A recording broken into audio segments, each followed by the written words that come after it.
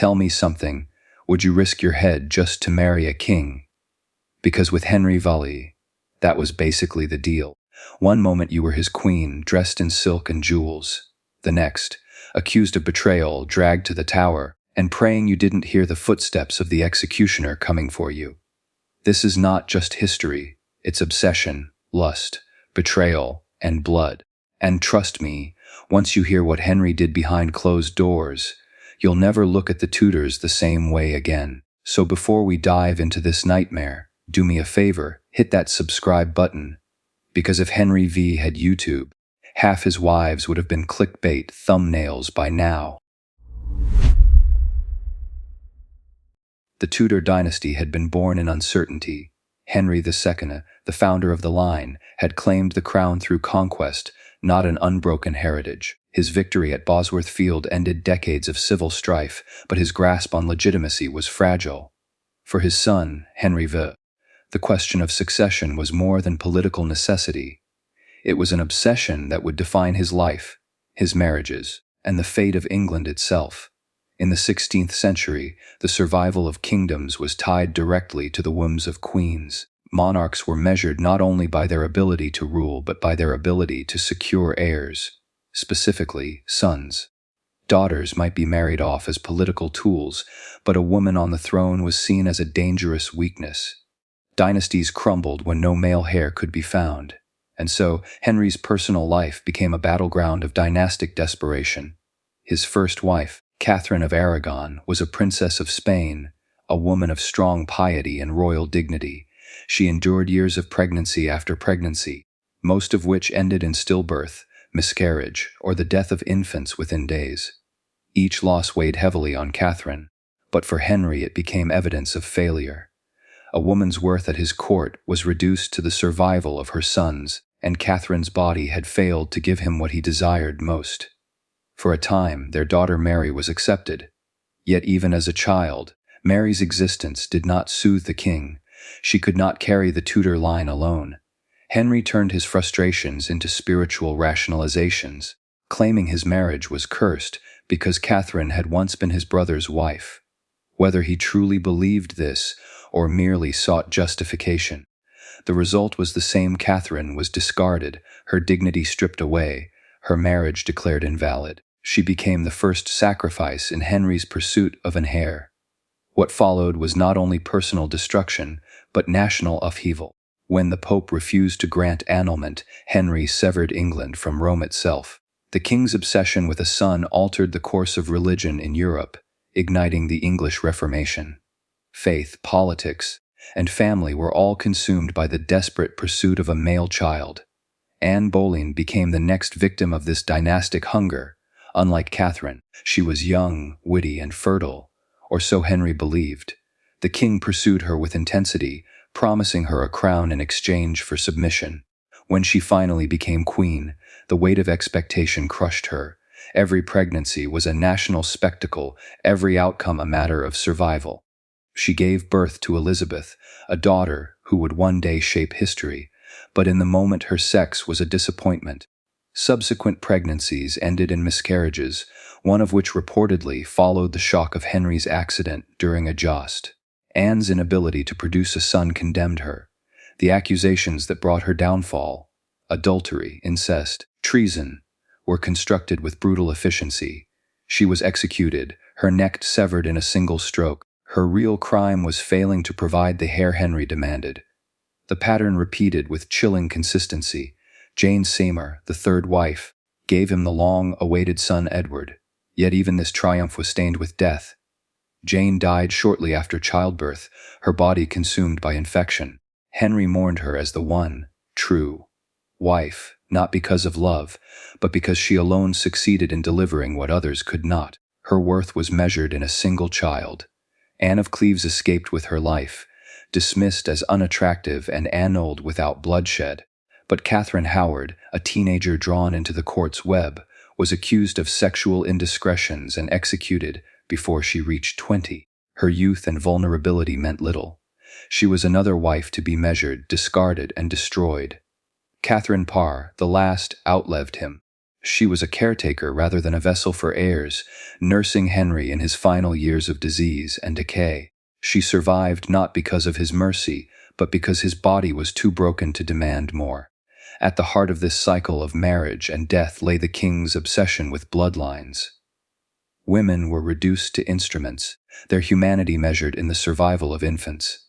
Behind the splendor of Tudor courts, the feasts, the music, the pageantry, were the silences of miscarriage chambers, the cries of children buried too soon, and the terror of wives who knew their bodies determined their survival. Henry's pursuit of heirs cost not only the lives of his wives but the stability of a nation. The break with Rome led to executions of those who resisted, monasteries destroyed, and blood spilled across England. His desperation for sons reshaped law, religion, and family itself. Ironically, the male heir he so longed for, Edward VI, died young, leaving the crown to the daughters Henry had dismissed, Mary and Elizabeth. Elizabeth, the unwanted child of Anne Boleyn, would go on to become one of the most powerful rulers in English history, securing the Tudor dynasty for nearly half a century. The heir Henry had craved never ruled long. The daughter he scorned preserved his throne. Anne Boleyn entered Henry VIII's life as a queen but as a courtier. Sharp-witted, cultured, and unlike the women who had surrounded him before, she had been educated in the courts of the Netherlands and France, where she absorbed sophistication, charm, and the subtleties of courtly politics. When she caught the king's eye in the mid-1520s, Henry was already bound in a marriage of 2 decades to Catherine of Aragon. Yet Catherine had failed to deliver him the son he so desperately craved. Anne became not only an object of desire but a symbol of hope for renewal, passion, and most importantly, an heir. Henry's pursuit of Anne was relentless. Yet unlike her sister Mary, who had once been the king's mistress, Anne refused to become his concubine. She demanded marriage, not merely favor. Her resistance only intensified Henry's obsession. He wrote her letters filled with longing, promising devotion that bordered on worship. But behind those declarations was the same cold reality that had undone Catherine. Anne's body was expected to produce a son. The pursuit of Anne destabilized England itself. When Henry sought annulment from Catherine, the Pope refused. Catherine, a Spanish princess and aunt to the Holy Roman Emperor, wielded powerful allies. For Henry, the inability to discard her was intolerable. What followed was one of the most radical acts of his reign, the break from Rome. Henry rejected papal authority, declared himself the supreme head of the Church of England, and forced his nation into religious schism. All this upheaval, the dissolution of monasteries, the execution of dissenters, the rewriting of English faith, was rooted in one man's determination to marry Anne Boleyn. In 1533, Anne was crowned queen. She was radiant, confident, and triumphant. Yet the crown she wore was heavier than gold. Every aspect of her life became a test, every sign of pregnancy a matter of state, every rumor magnified into danger. In September of that year, she gave birth to Elizabeth. The child was healthy, but she was a daughter. For Henry, it was a disappointment veiled in celebration. A girl could not fulfill his vision of dynastic security. The years that followed became a cycle of hope and despair. Anne conceived again, but miscarriages plagued her. Reports suggest that in January 1536, she lost a male fetus at around 15 weeks. The timing was devastating. Henry had just suffered a near-fatal accident while justing, and when news of the miscarriage reached him, he reportedly saw it as a sign from God.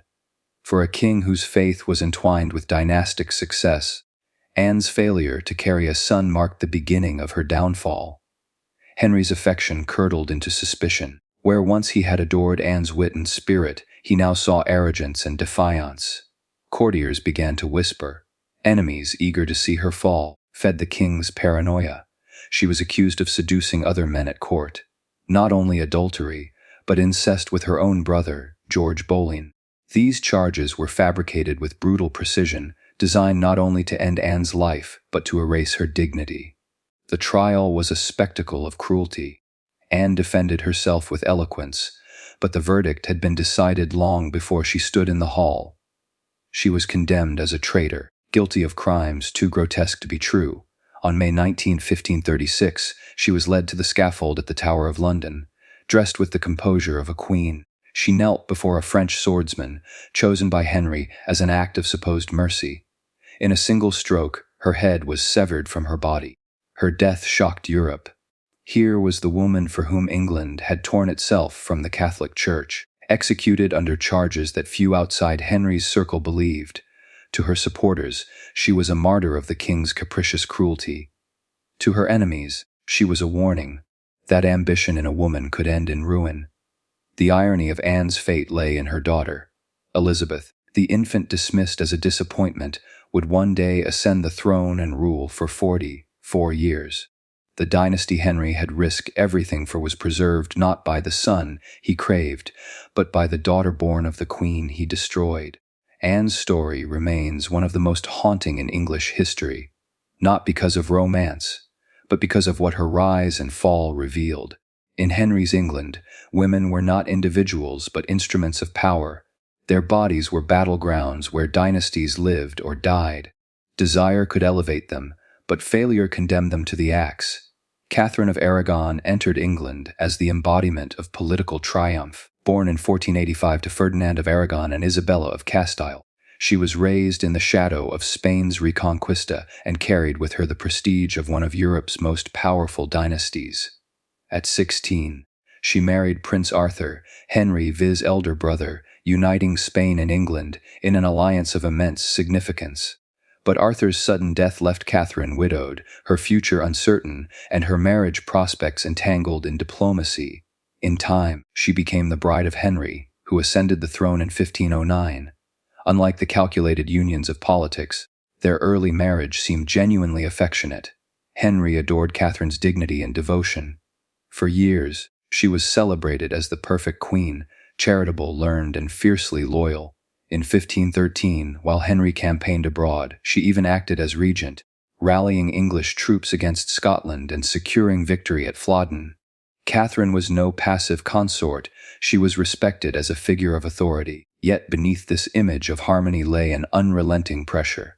Catherine's duty was not merely to govern or inspire, it was to provide a male heir. In an age when dynasties were fragile and civil wars remembered, the survival of England's stability was thought to rest in her womb. Catherine endured at least 6 pregnancies, but tragedy followed each.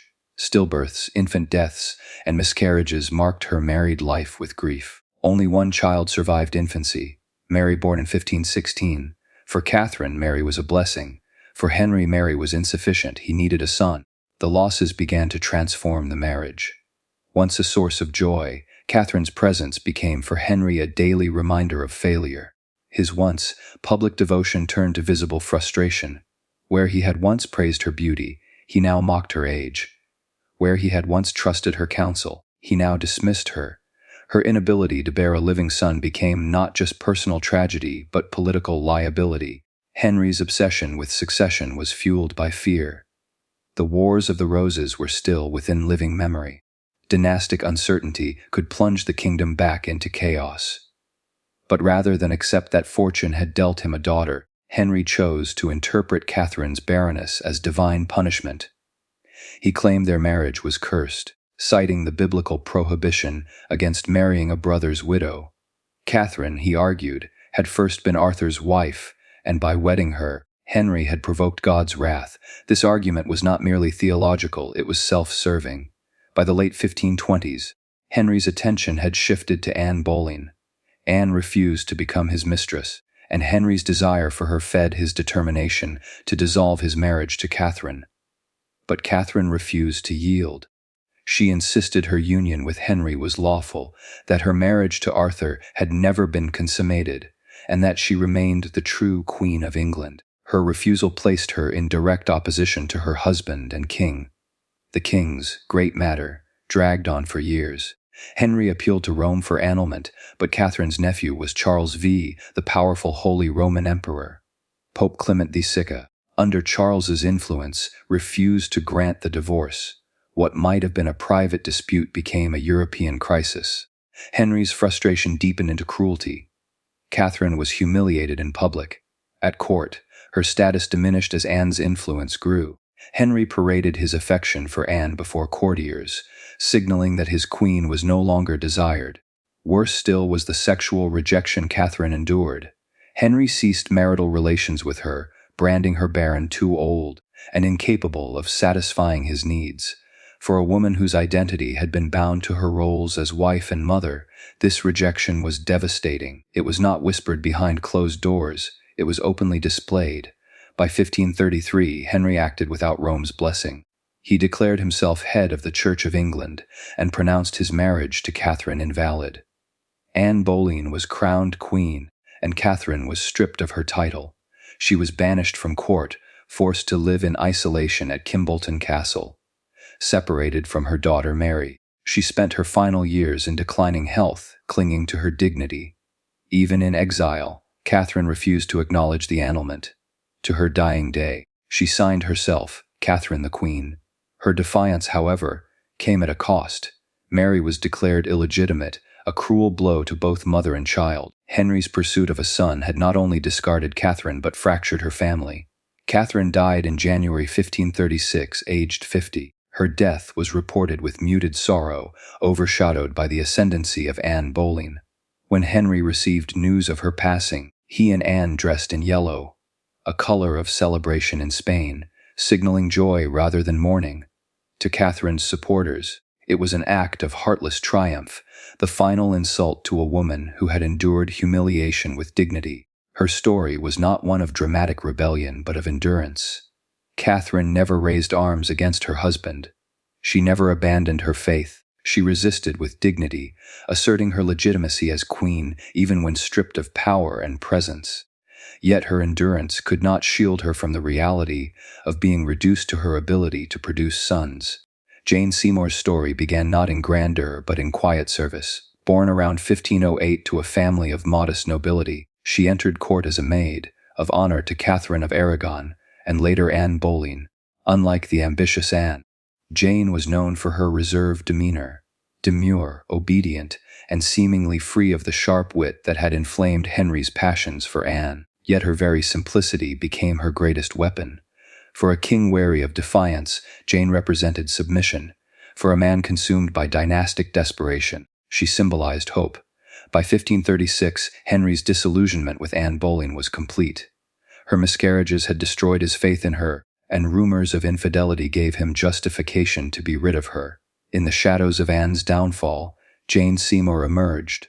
Courtiers noted that Henry began to court her openly while Anne still lived, a public humiliation that mirrored his earlier treatment of Catherine of Aragon. Jane was carefully positioned where Anne had been bold. Jane was humble. Where Anne had been provocative, Jane was modest.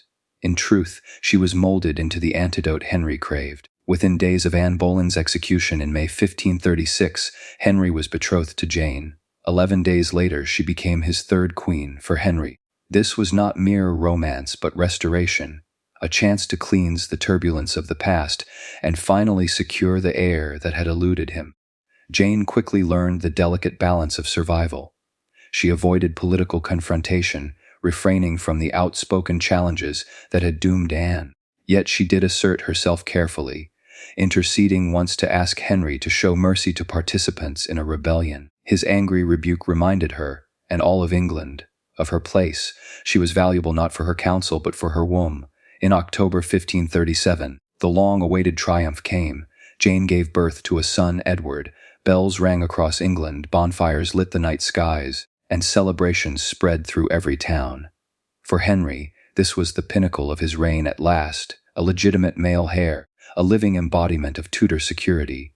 He declared Jane his one true wife, the woman who had fulfilled destiny. But beneath the jubilation lay tragedy. Childbirth in the 16th century was perilous, and Jane paid the price. The labor lasted for 3 agonizing days. She delivered Edward on October 12, but within hours her health began to decline. Infections set in, likely from retained placenta, a fate common in an era without medical intervention. For 12 days Jane lingered, weakened and fevered, her body failing even as England celebrated her success. On October 24, she died at the age of 29. Henry was devastated, but his grief was entangled with pride. Jane had given him the son he desired above all else, and her death elevated her in his memory. Unlike Catherine or Anne, she was not cast aside or condemned. She was immortalized as the perfect queen, her image sanctified by the heirs she left behind. Henry ordered her burial at Windsor Castle, and when he died a decade later, he was laid beside her, the only wife he chose to rest with in death. Yet Jane's sainthood in Tudor memory was born of cruelty. She was revered not for her personhood, her character, or her life, but because she fulfilled the single role Henry demanded. Her value ended the moment she succeeded. Her death was convenient in its timing. She could not fall into disfavor. She could not disappoint, and she could not challenge the king. She became both his triumph and his tragedy. The vessel who delivered Edward then perished before she could risk failure. Her son, Edward VI, would inherit the throne at just 9 years old, only to die before reaching adulthood. The irony was cruel. Henry's great obsession had cost the lives of 2 wives and fractured his kingdom, and yet the son for whom he sacrificed so much would not live to secure the dynasty. Jane's story exposes the brutal logic of Henry's reign. Women were expendable, their lives consumed in the service of dynastic survival. Success was dangerous, but failure was fatal. In death, Jane was rewarded with honor. In life, she had been reduced to nothing more than her fertility. Her body was the battlefield upon which Henry's obsession was fought, and her death a chilling reminder of how even triumph under such a king could be cursed. By 1539, Henry VIII was aging. Disease had ravaged his body. Once the golden prince of Europe, he was now swollen, plagued by ulcers on his legs, and prone to violent moods. Yet the obsession that had driven his life remained unchanged. He still longed for a secure dynasty. Jane Seymour was dead, but her son Edward had survived. For Edward's future to be secure, Henry sought to fortify England's political position with a new marriage. Thomas Cromwell, Henry's chief minister, proposed a solution. Anne of Cleves, the sister of a German duke, from a family aligned with the Protestant powers of Northern Europe. In the tense religious climate of the 1530s, England's alliance with the Protestant states of the Holy Roman Empire seemed prudent.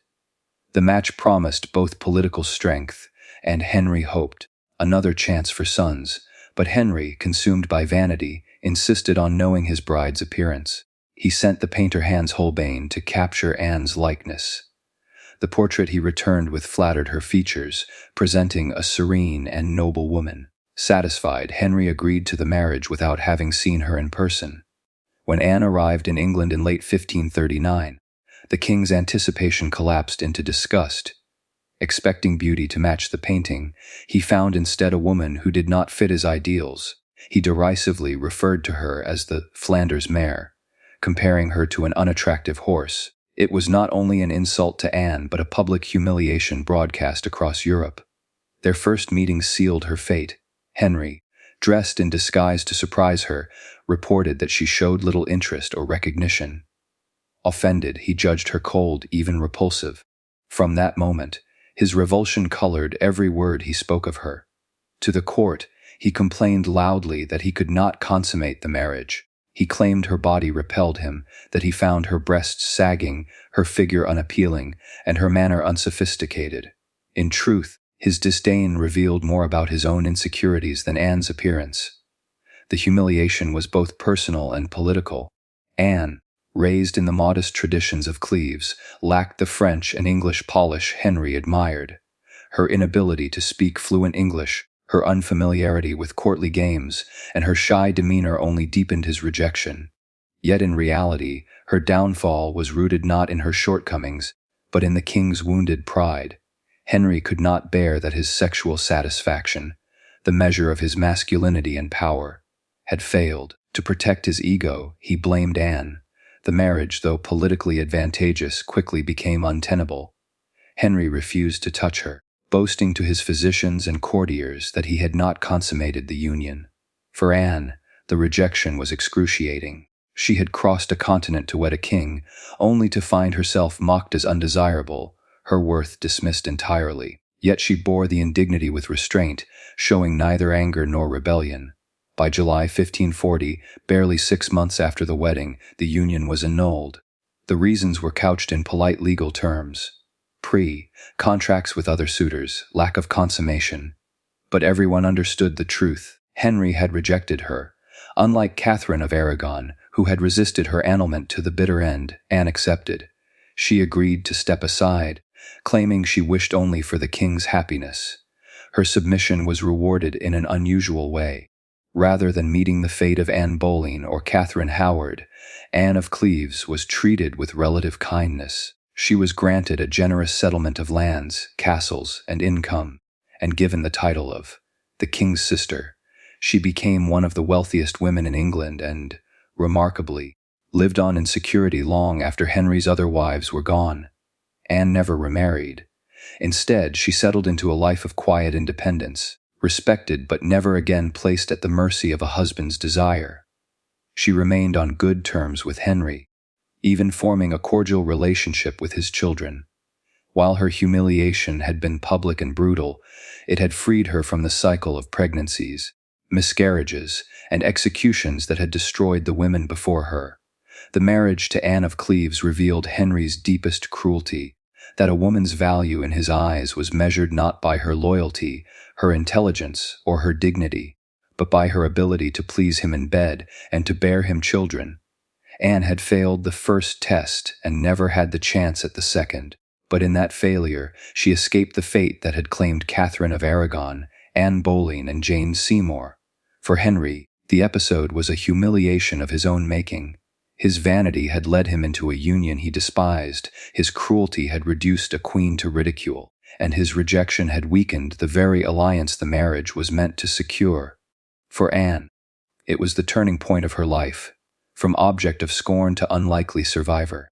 Catherine Howard's life serves as one of the most harrowing examples of how power and desire intertwined under Henry VII's reign. She was the king's fifth wife, a girl born into a noble yet financially struggling family, pushed into the corridors of courtly ambition.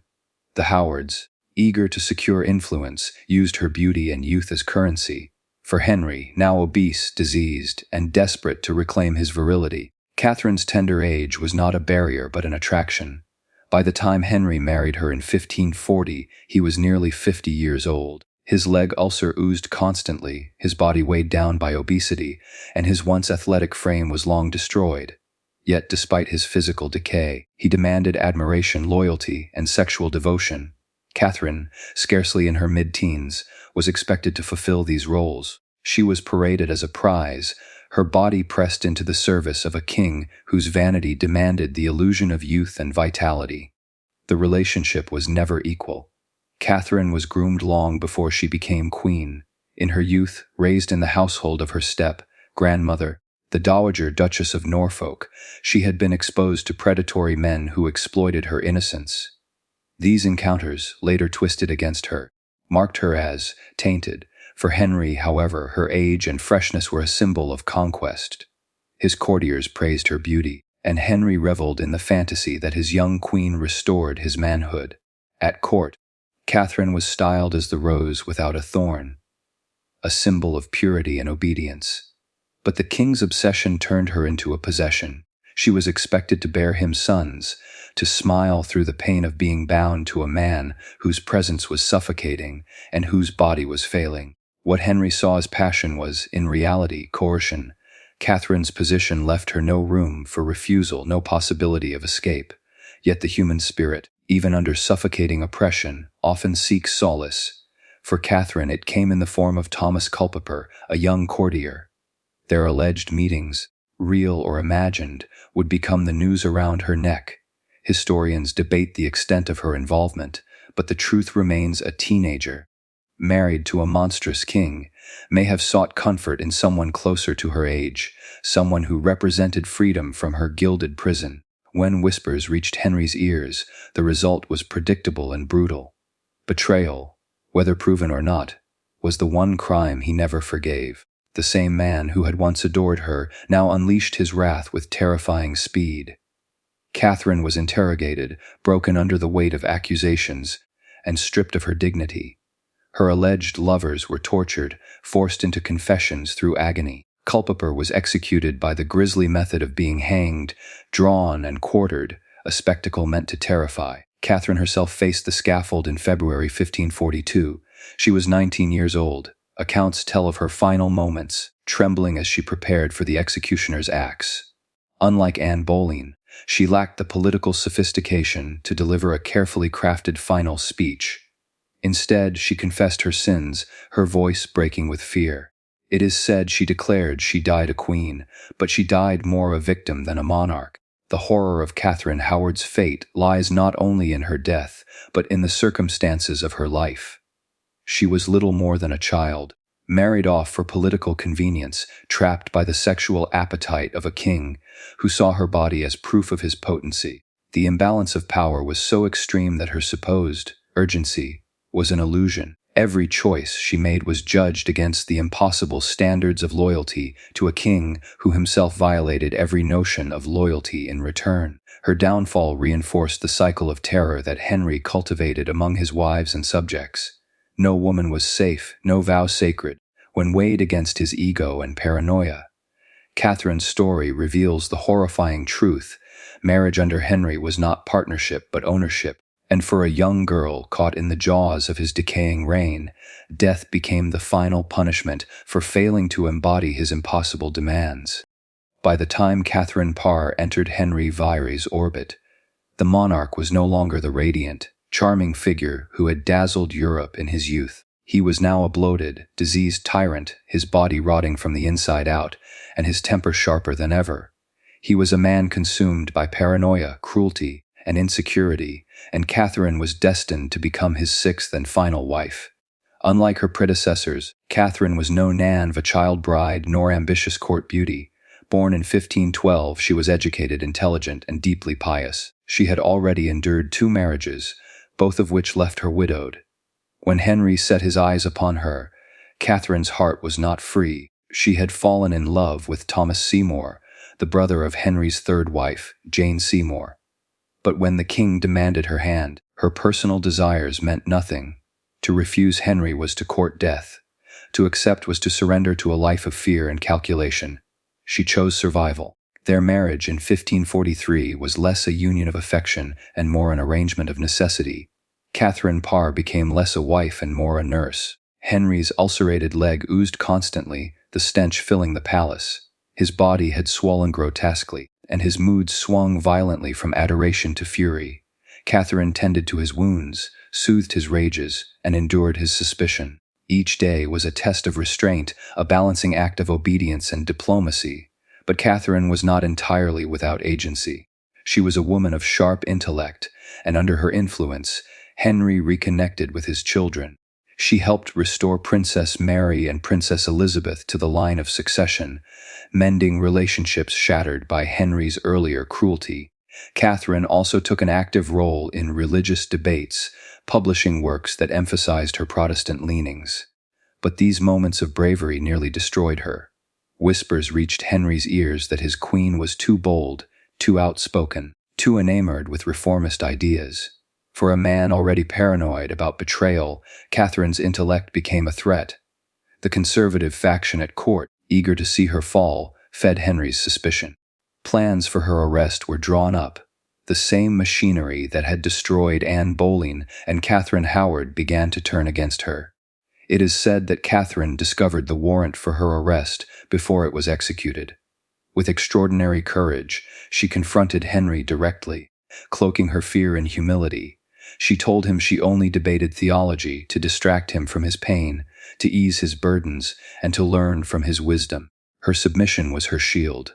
Henry, flattered by her deference, abandoned the plan. Catherine had outmaneuvered him not with rebellion, but with calculated surrender. She had survived where others perished. Yet survival carried its own torment. Imagine living each day in the shadow of the axe, knowing that one word, one glance, one wrong ally could end your life.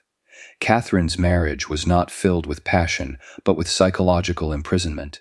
She was compelled to suppress her intellect, to bury her emotions, to submit at every turn. Her life became a performance, rehearsed endlessly to appease a man whose power was absolute and whose temper was lethal. When Henry died in January 1547, Catherine Parr was the first of his queens to outlive him. But her freedom was short-lived. She finally married Thomas Seymour, the man she had once loved, only to discover that even this long, delayed union carried heartbreak. She became pregnant for the first time at 35, but the birth weakened her fatally. Just days after delivering her daughter, Mary Seymour, Catherine Parr, died. She had escaped Henry's wrath, but not the relentless hand of fate. Her survival, therefore, was bittersweet. Catherine Parr is remembered as the wife who lived, the queen who endured, yet her endurance was built on sacrifice, of love, of self-expression, of peace. She outlasted Henry not because she loved him, but because she mastered the art of submission, of bending without breaking. In her story, we see the tragic truth in the Tudor court. Survival often demanded the death of the spirit long before the death of the body. By the time Henry VIII reached the final years of his reign, the man who had once been celebrated for his athleticism, charm, and vigor had become almost unrecognizable. The handsome prince of tournaments and hunting grounds had decayed into a grotesque parody of kingship. His body betrayed him at every turn, even as he demanded the same awe and obedience from his subjects. The transformation was horrifying. Once lean and powerful, Henry now weighed close to 400 pounds. His legs, once agile enough to leap into the saddle or charge across the tiltyard, were swollen with disease. Festering ulcers opened on his skin, oozing pus and blood, filling his chambers with a stench so foul that courtiers dreaded standing too near him. These wounds never fully healed, forcing doctors to cut and drain them daily. His mobility was so limited that he had to be carried about on mechanical contraptions, a pitiful shadow of the knight who had once embodied masculine strength. Yet even as his body rotted, Henry's desires did not fade. They became twisted, filtered through paranoia, pain, and frustration. He still demanded the presence of women, still clung to lust as proof of his vitality. But what had once been passion turned into grotesque performance, the assertion of dominance from a man who knew his flesh was failing. His mistresses, real or imagined, could never escape the suffocating weight of his suspicion. Every glance, every word, every gesture risked being interpreted as betrayal. The once fiery lover who had risked an entire kingdom for Anne Boleyn now treated women as disposable salves for his insecurities. Henry's failing body magnified his cruelty. He could not tolerate any hint of rejection, nor could he accept the natural limits of his own declining virility. Whispers spread through court that his inability to perform was as humiliating to him as any political defeat. Some even claimed that his grotesque attempts at intimacy were more torture than pleasure, both for himself and for the women forced to endure them. Disease haunted his lust. Some historians suspect syphilis, though modern evidence points more to advanced diabetes and the consequences of old injuries that had festered beyond repair. Whatever the cause, the result was the same. A man once idealized as the epitome of virility was now a walking corpse, his skin pallid, his body grotesquely swollen, his temper as volatile as his health. His marriages in this period, particularly to the young Catherine Howard, exposed the horrifying imbalance between a diseased king and the women who could not refuse him. Power only magnified the ugliness of his condition. Henry was not merely a sick man. He was a sick man who could order executions with the flick of a quill. His paranoia grew more acute as his body failed. He imagined betrayal everywhere, among his wives, his counselors, even his own children. Lust, once the driving force of his dynastic ambitions, became tangled with fear. He saw adultery not only as personal humiliation but as treason. For those around him, his sexual decline was a danger in itself, for suspicion could mean death. The grotesque irony was that Henry's greatest legacy, the break with Rome, the creation of a new English church, had been born of lust and desire for a son. Yet in his final years, lust no longer brought him triumph. It only exposed his ruin. His body, diseased and collapsing, mocked the masculine ideal he had tried to project his entire life. His pursuit of women, once framed as passion, had become desperation. The young king who had dazzled Europe now repulsed it. In the twilight of his reign, Henry's bedchamber became both a prison and a battlefield. He could no longer conquer with his body, so he conquered with fear. His wives, courtiers, and attendants tiptoed around his moods, aware that his physical suffering magnified every slight into treachery. His lust had rotted into something unrecognizable, a grotesque assertion of power from a body consumed by disease. By the time of his death in 1547, Henry VIII was a bloated tyrant whose final image stood in stark opposition to the glorious prince he had once been. His story revealed a chilling truth. Lust and power had not only shaped his reign, but had also consumed him from within. Desire that once redefined kingdoms now ended in decay, disease, and the slow rotting of the man who had embodied it. Henry's final years stand as the most haunting testimony of his reign. For beneath the velvet robes, beneath the crown that still commanded obedience, lay a corpse that had begun to rot long before it was lowered into the ground. In Henry VIII's court, intimacy was never private. The royal bedchamber, a place that should have been most sacred, most intimate, became instead a stage for power struggles, betrayals, and bloodshed. To share a bed with the king was not merely an act of passion, it was a political risk, a wager of life and death. Desire could elevate one to unimaginable heights, but a single whisper of betrayal could drag even queens to the scaffold. The most chilling truth of Henry's reign was how sex itself became criminalized. Accusations of adultery, often fabricated, sometimes barely supported by rumor, carried the weight of treason. What might have been a private scandal in another household became in Henry's court a justification for execution.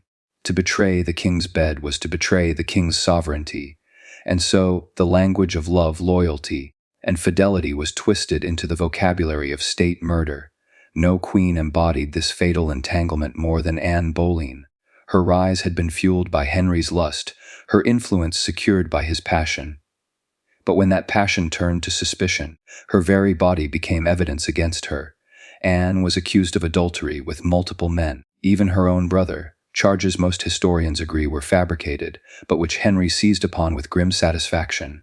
In May of 1536, Anne's so-called lovers were tortured, mutilated, and executed. Then she herself was sent to the block.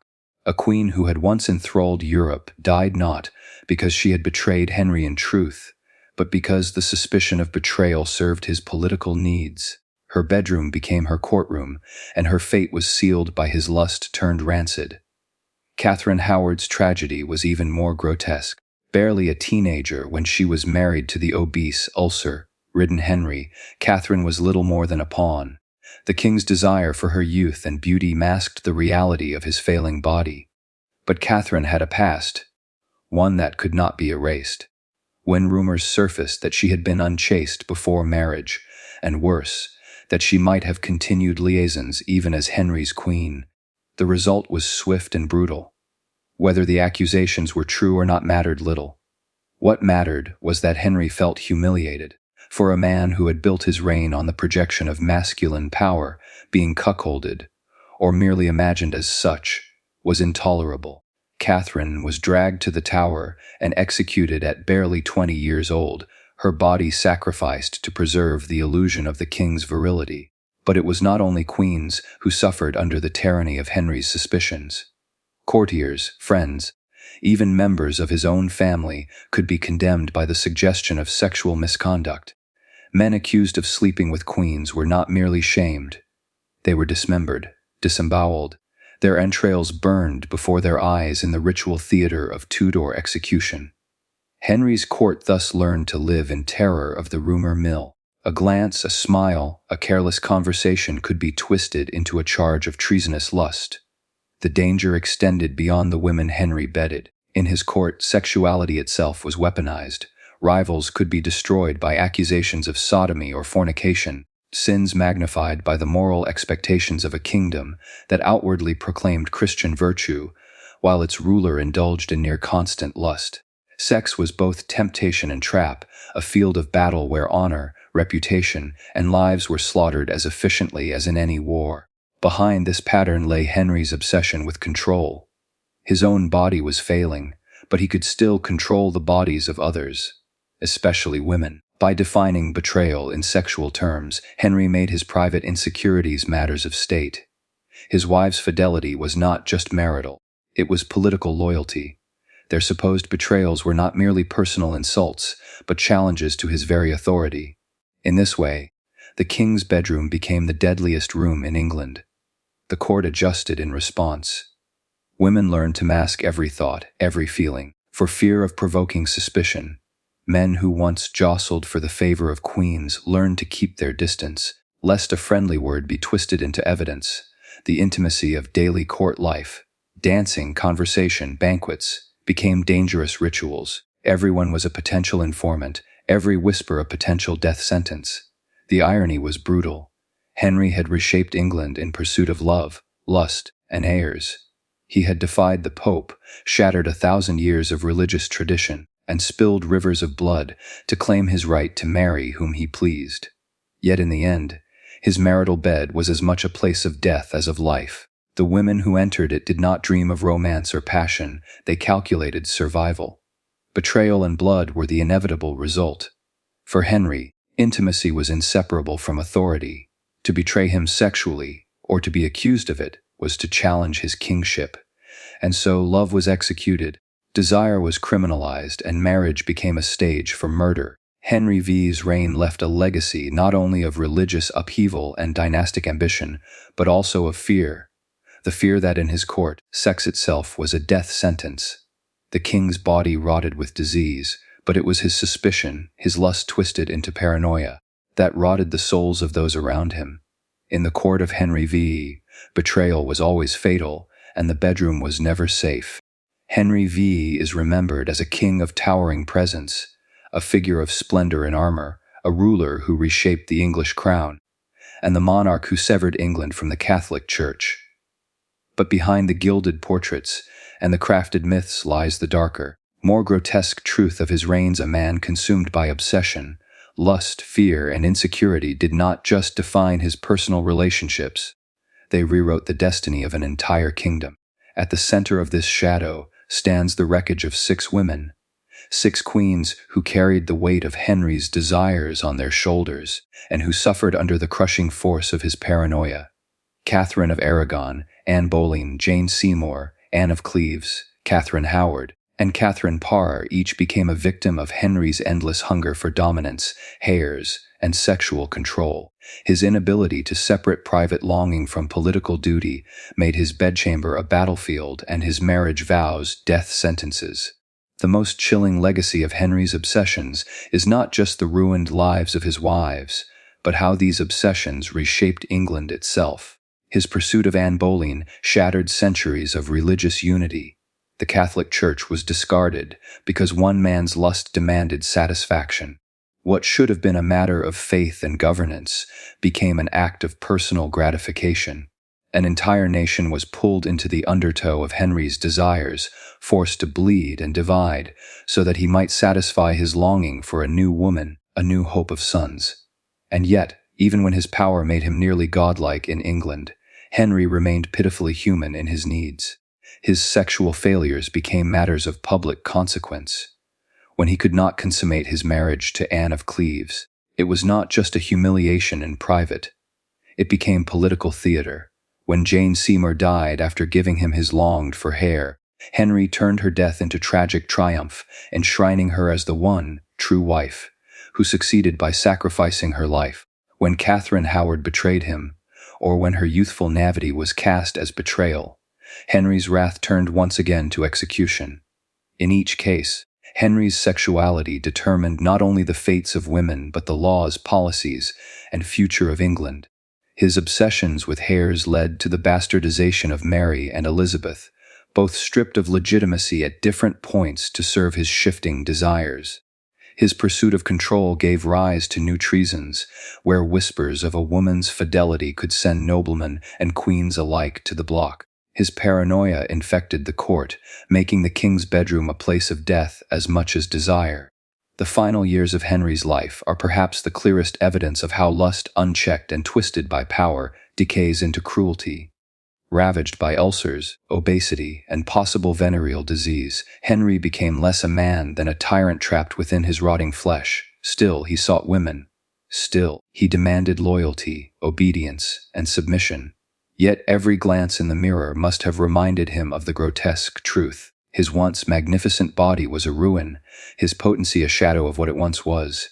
He had destroyed wives, discarded mistresses, and spilled blood, and still he remained unsatisfied. But perhaps the most terrifying aspect of Henry's reign is the silence it forced on those around him. His queens could not speak truth without risking their lives. His courtiers whispered in fear, always aware that their fates could be sealed by the king's jealousy or insecurity. The English people watched as their monarch's lust fractured their faith, tore apart their traditions, and filled the air with the stench of blood from the scaffold. What remains of Henry's legacy is not only the Church of England or the myth of a powerful Tudor dynasty, it is also the reminder that unchecked desire, when paired with absolute power, becomes a weapon sharper than any sword. His obsession left scars that endured long after his death. His daughters, Mary and Elizabeth, inherited a throne marked by suspicion, betrayal, and the endless question of succession that haunted Henry's every decision. Henry VIII's reign is remembered for its drama, its splendor, and its brutality. But strip away the pageantry, and what remains is a chilling truth. This was a man who destroyed everything in his path because he could not master himself. His lust consumed queens, his fear divided a nation, and his cruelty turned love into death sentences. The shadow of his obsession still hangs over history, a warning of what happens when private desire becomes public tyranny. Henry believed he was shaping a dynasty, ensuring his blood would rule for generations. Instead, his true legacy was chaos, a kingdom divided, wives discarded or executed, and a memory drenched in blood. And all of it, every betrayal, every execution, every fracture of faith, began not with politics or policy, but with lust. In the end, Henry VIII was not just a king of England. He was a man consumed by the very obsessions that defined him. His shadow still lingers, a grim reminder that the most dangerous tyrants are often not those who wage wars on foreign fields, but those who wage them in the intimacy of the bedroom, turning desire into destruction and love into a sentence of death.